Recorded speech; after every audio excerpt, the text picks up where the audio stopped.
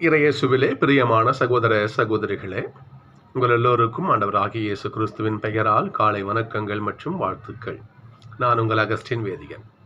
இன்று மே மாதம் 23ஆம் தேதி 2026ஆம் ஆண்டு. ஆண்டவரின் மடியில் 5 நிமிடங்கள். சகோதர சகோதரிகளே, மகாபாரதத்தில் இவ்வாறு ஒரு நிகழ்ச்சி, ஒரு கதை சொல்லுவார், ஒரு நிகழ்ச்சி சொல்லுவார்கள். அர்ஜுனர் ஒரு ஒரு குருகுலத்தில் படிச்சுக்கிட்டு இருக்கார்.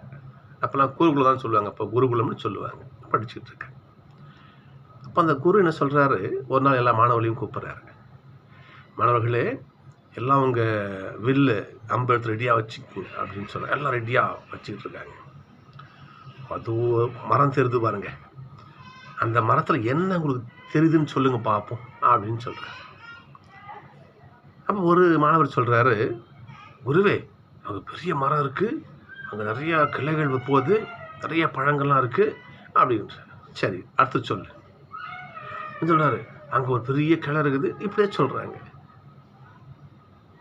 அப்போது அர்ஜுனன்ட்ட கேட்குறாரு, அர்ஜுனா உனக்கு என்ன தெரியுது சொல்லு பார்ப்போம் அப்படின்னு சொல்லும் பொழுது அவர் என்ன பண்ணுறாரு, அங்கே உட்காந்துருக்கிற பறவையினுடைய கழுத்து எனக்கு தெரியுது குருவேன்னு சொல்கிறார். சகோதரர்களே, அர்ஜுனருடைய வார்த்தையை கவனிங்க. ஒரு இலக்கை குரு மனசில் வச்சு என்ன பண்ணுற அவர் சொல்கிறாரு. ஆனால் மற்றவங்க என்ன பண்ணுறாங்க, அந்த இலக்கை விட்டுட்டு மற்றதெல்லாம் கவனிக்கிறாங்க. அர்ஜுனன் என்ன பண்ண பாருங்க பார்ப்போம், கரெக்டாக அந்த இலக்கு, அது உங்களை அந்த பறவையினுடைய கழுத்து எனக்கு தெரியுதுன்னு சொல்லிட்டு அர்ஜுனன் சொல்லுவாங்க. அங்கே ஒரு நிகழ்வு, ஒரு கதை அதில் வரும். பெரியவங்க சொல்லுவாங்க, கருமமே கண்ணாயிருன்னு சொல்லுவாங்க. தான் எடுத்துக்கொண்ட ஒரு செயல் அதில் கண்ணாக இருக்கணும், அதில் கண்ணாக இருந்து அதில் வெற்றி காண முயற்சிக்கணும்.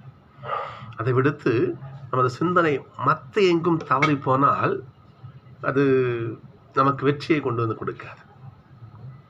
இன்றைக்கு நற்செய்தி பார்க்கணும். நம்ம நேற்று வாசித்தோம். இப்போ எப்போ பேதுருக்கிட்ட ஏசப்பா என்ன பண்ணுவார், என்னை ஆடுகளை மேனு மந்தையை திருச்சி போய் ஒப்படைச்சிருப்பார். அதற்கு அடுத்த நிகழ்ச்சி இது. இப்படி அங்கே பேசிக்கிட்டே இருக்கும் பொழுது யோவான் என்ன பண்ணுறார், அங்கே வருகிறார். அப்போ பேதுரு என்ன கேட்குற பாருங்க பார்ப்போம். ஆண்டவரே, இவருக்கு என்ன நடக்கும்? நான் திருச்சியை வழி நடத்துகிறேன், எனக்கு ஒரு ஒரு பொறுப்பு கிடைச்சிருக்கு இல்லையா, அந்த மந்தைகளை மேன் சொல்லிட்டீங்க, ஓகே, இவர் என்ன ஆவார் என்று யோவானை குறித்து பேதுரு ஏசப்பாட்ட கேள்வி எழுப்புகிறார். அதற்கு ஆண்டவர் சற்று கொஞ்சம் காட்டமாகவே பதில் சொல்கிறார் பாருங்க பார்ப்போம். இவருக்கு என்ன நடந்தா உனக்கு என்ன? எப்படி? இவருக்கு என்ன நிகழ்ந்தா உனக்கு என்ன? நான் 2ஆம் வருகை வர வரைக்கும் இவர் உயிரோடு இருக்கணும் அப்படின்னு நான் நினைச்சேன்னா தப்ப, உனக்கு என்ன அப்போ அதனால பிரச்சனை உனக்கு என்று கேட்கிறேன். சகோதரர்களே, பேதுருனுடைய மனநிலை இன்று நமக்கு நம்மள பல பேருக்கு உண்டு. நம்மளே பல பேருக்கு உண்டு அந்த நிலை.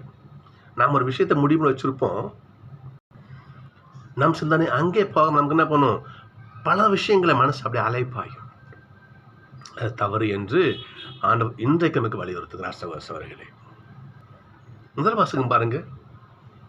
பவுல் எப்படியோ ரோமைக்கு போயாகணும். அந்த காலத்துல உலகின் கடை எல்லைன்னு சொன்ன ரோமையும் நம்பினாங்க. உலகின் கடை எல்லைன்னு சொன்னா ரோமை அப்படின்னு நம்பினாங்க. அப்போ எசப்படைய வார்த்தை என்ன, உலகின் கடை எல்லை வரை ரட்சித அறிவிங்கிறது ஏசப்பாடைய வார்த்தை. தன் தண்டனையை கூட என்ன பண்றாரு, அந்த ரோமை பக்கம் திருப்பி விடுறாரு பவுல். அங்கே போய் என்ன பண்ற, ஆண்டவரை அறிவித்து 2 ஆண்டுகள் அங்கே தங்கியிருந்து ஆண்டவரை அறிவித்து அங்கே வேத சாட்சியாக மறிக்கிறார். சகோதரர்களே, நம்முடைய குறிக்கோள் எது?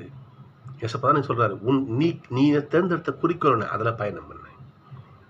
ஒவ்வொருவருக்கும் வாழ்க்கை பாதை உண்டு. படிக்கிற பிள்ளைகளை நீ படிப்பில் கவனம் செலுத்து, படிப்பில் கவனம் செலுத்து. உன் குறிக்கோள் அதில் தான் இருக்கணும்.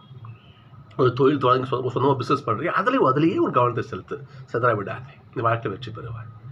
இவ்வாறாக தூய பேதுரை போல நம் சிந்தனையை மற்ற பக்கம் சிதற விடாமல், நாம் கொண்ட காரியத்தில் கர்மமே கண்ணாய் இருந்தால், நம் கொண்ட காரியத்தில் இல்லையா அடி பிசகாமல் அதிலேயே பயணம் செய்தால் நமக்கு வெற்றி நிச்சயம்.